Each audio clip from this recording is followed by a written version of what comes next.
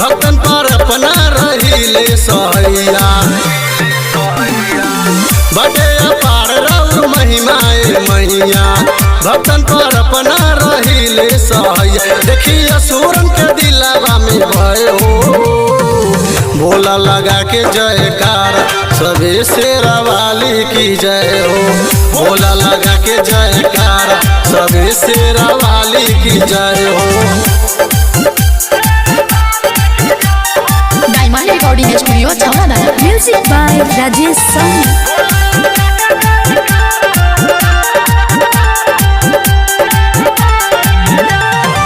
शेर के सवारी मैया के भावे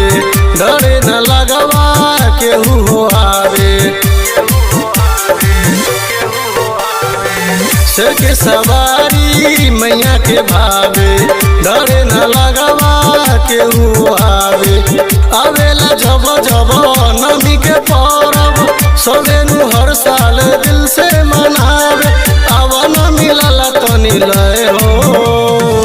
भोला लगा के जयकार सबे शेरा वाली की जय हो भोला लगा के जयकार सबे शेरा वाली की जय हो।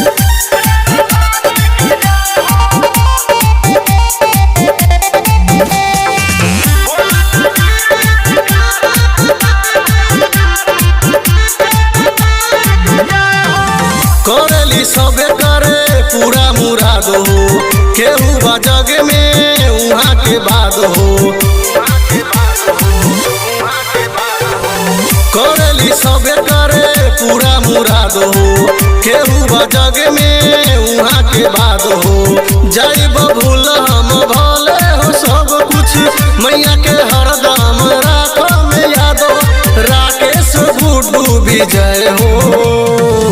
भोला लगा के जयकार सबे शेरा वाली की जय हो भोला लगा के जयकार सबे शेरा वाली की जय हो।